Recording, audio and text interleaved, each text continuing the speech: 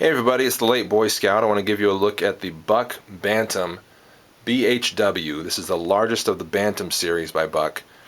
This is a pretty darn good knife and pretty darn good for the price especially. I picked this knife up for, let's see here, $16.99 at Gunny's. $16.99 for this. That's it. Great price for this blade. You've got 420 HC in that blade, and it's about, let's measure this a little bit. Got a 1-inch grid here, so we're looking at more than 3.5 inches, almost 3 3/4 of an inch for the blade. Total length of, let's see if I can get this in view. 1, 2, 3, 4, 5, 6, 7, 8. More than 8.5 inches altogether. So good size for not that much EDC. I actually used this for an EDC blade for a little while and felt right away that it was kind of big. And it is. It's kind of big as an EDC blade. You put this in your pocket, you know it's there all day long.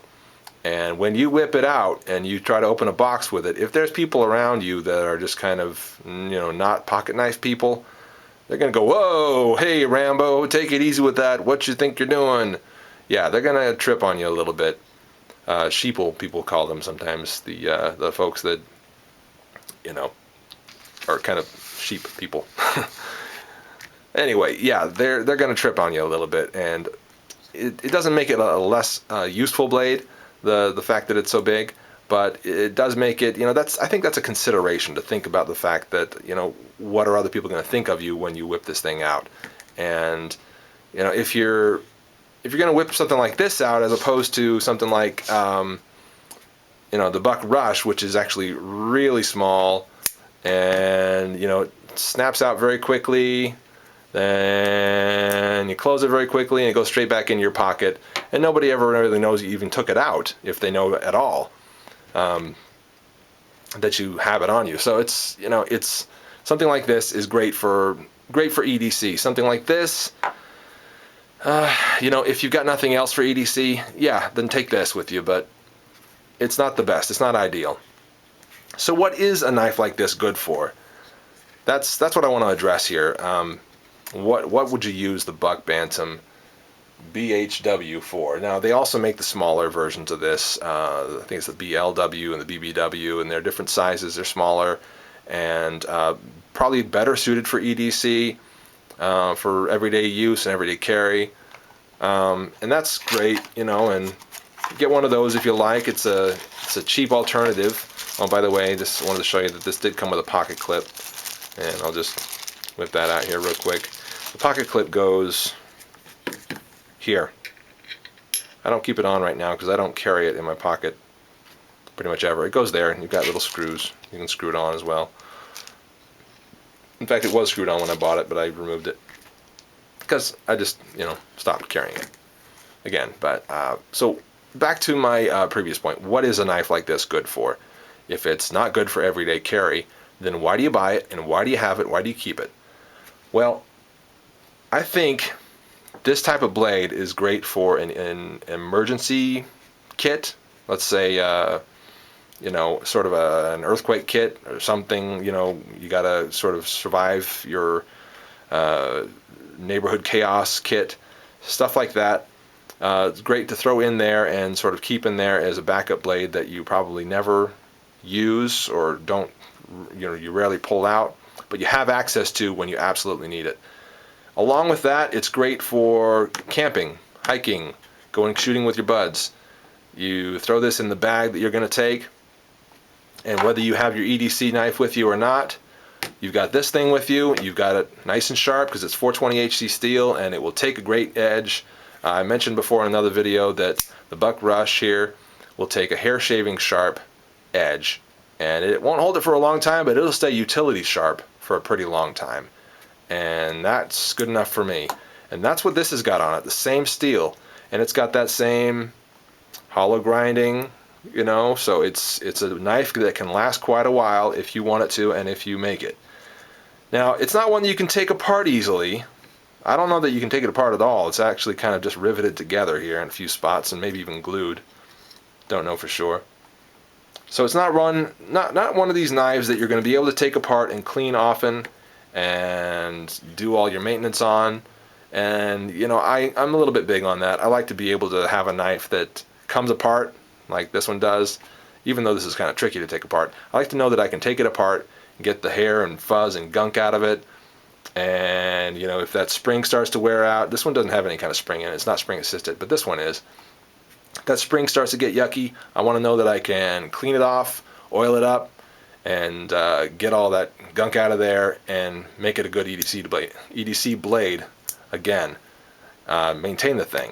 Can't do that with this. However, you can still kind of blow it out, you know, get a little bit of canned air and, you know, blow it out when you need to, and blow it out here and there, and get a little bit of Remington oil and throw it in here and kind of work it for a little bit, make sure it gets nice and lubricated. You know, keep a little bit of oil on it probably, because you're not going to use it often, and if you do, it's going to, you know, you want to have it ready to use if you ever need to use it. So keep a little Rem oil on that blade, just a thin coat, so that it won't rust. Not that 420HC steel is prone to rusting. My experience is that it's not, but you know, you want to keep that thing oiled just in case. I've got a little lanyard on here for easy extraction from the bag, you know, because that's what I keep it in. I keep this actually in a bag that I use to go shooting when I go out and do some shooting.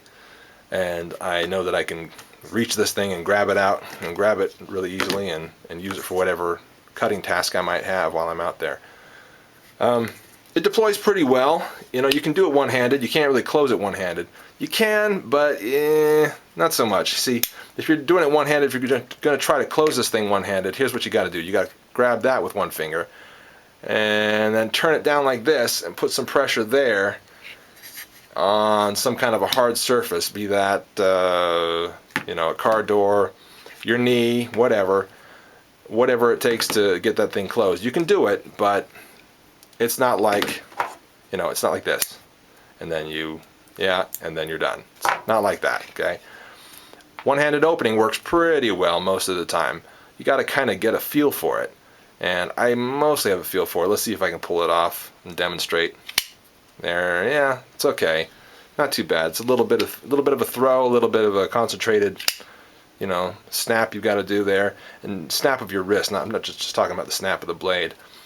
Snap of your wrist. You've got to put some pressure there on that thumb stud. Give that a little bit of hard pressure, and as you're giving that some hard pressure, look at that, I messed it up. As you're giving that some hard pressure, snap your wrist pretty hard, and it'll come flying out. Again, that's kind of a loud snap compared to this, right? If you're using this on an everyday basis, nobody's really going to pay attention to it or notice it. But if you're using this on an everyday basis, you flick that thing out, people are going to wonder what that snap was.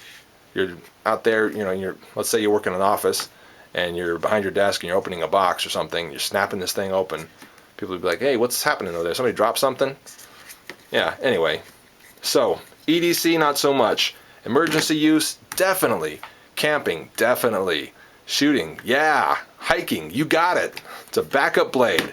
This is a solid backup blade. A solid go out in the woods and, you know, keep it with you in case, maybe if you've got some other main knife, some fixed blade knife that you got with you, in case that gets lost or damaged, here's a great backup. Also, if you're just kind of doing some light hiking, you don't expect to get far away from civilization, but you want to have some sort of blade on you. Great alternative. What did I say the price was? Again, I picked this up for $16.99. You may pay a little more or less, don't know, but that was a great price for this blade. And you know, I carried it for a while, like I said, and it was big in my pocket, but I could carry it and I could use it, and I had a blade on me, and that's the key. Have something on you. If it's not going to be something kind of more pricey like this was pricey, by the way. I got it secondhand, so not super pricey, but brand new. This is a pricey knife. This one, $16.99. Are you kidding me? Get it. Hang on to it. Put it somewhere safe.